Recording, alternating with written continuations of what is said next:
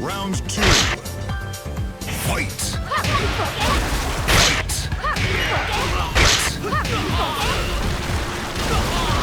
When it comes down to it, a gaming arcade is basically just the thinking man's casino. Tekken, Street Fighter, these cabinets might as well be slot machines. The dope and the zone beckoned. The moment when you're one with the terminal and the hours get beaten away. Yeah, you know, you win. Jab into roundhouse, into low, into whatever it is you want, whatever you feel, just have fun with it. KO. A brief and intense high. 2 letters that might as well stand for clock off. The sense of relief that associates. This fucking thing is predatory. The fight never ends. It's a drug you cannot develop a tolerance to. There's always another character or a bigger roster. You never can master it. The man sits playing Tekken at home on a Sunday morning. His girlfriend walks in, catches him with his pants down, so to speak. Why are you still playing? She might ask politely. Are you addicted? This is just as bad as scrolling TikTok. The man might make a weak effort to protest. This is different to a reel because it's like kinda interactive and requires focus.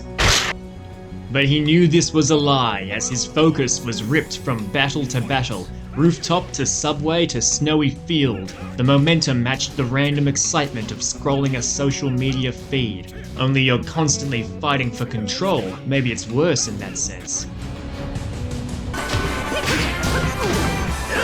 Addicted to a game. He'd thought this before and he'd used the classic excuses, although they were more palatable when he was playing something like Morrowind. Its slow, methodical pace appearing somehow more intellectual than these explosions of digital red. The fighting game is unique in that it was always made to be like this. You insert a quarter and enjoy no more than 4 minutes of a battle you will certainly lose. Not enough time to get sick of the thing and definitely not enough time to feel satisfied. The slot machine. And now you can take it home, play it all day. Now, I play a bit of Yakuza. This is a life simulation, city exploration, social sim, turn-based RPG with an impenetrable leveling system and a lot of combat. It's the whole package, but sometimes you boot up your PlayStation and you just want to do the combat, you know, like just the combat. It was this craving, nay, yearning, that drove me to Street Fighter, and then the promise of air juggles which beckoned me to Tekken. Look at the aesthetic here. So mean, so cold, so metal. You may execute jabs, pokes, and other actions of a similarly violent nature, all while wearing a flashy suit. On the other hand, I'll always have a soft spot for the bangin' tunes, upbeat aesthetic of Street Fighter. You can't top that. But Tekken is the salt to that game's pepper. So I play Tekken the same way I play all fighting games. 2 rounds, ultra hard difficulty. First I go into practice mode and I learn all my characters' moves. But not in Tekken because there's 100 of them. Brilliant. So I pick a good jab, a nice launch, and a long combo, and that's it. After that I jump into the arcade mode and I just see some dog shit. Now, at this point in the game, each round is kind of like a low odds slot machine. You win a few times if you're lucky, but only if you're lucky. You got about a 30% chance of getting a dub.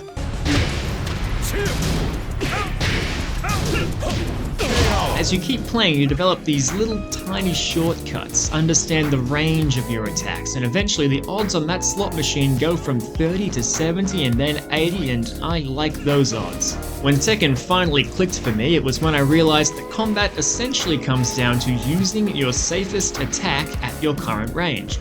That's right, just identify the distance between yourself and the opponent, and then use the one attack in your kit that will cover that distance safely. That's about 50% of Tekken combat. The other 50% is when the attack does land and you want to launch into your safest combo. When I figured this out, arcade mode just flew past. You got your standard fighting game gimmick boss fight at the end, then bam, credits, that's it. As an Ultra Street Fighter 4 veteran, I do appreciate a fully animated ending cutscene. Early last year, I found myself between jobs for a couple weeks as I moved from corporate IT into slightly more comfortable corporate IT. I had this brief window to recenter myself and touch grass, but instead I spent a large number of hours touching joysticks. I moved on with a lesson. Life became busy again and my playtime dropped, but these games only mean anything when your actual life is busy and exciting. That's what makes their escape special. Like any drug, you do not want to build a tolerance. You cannot live in the lives of these characters as much as you'd want to.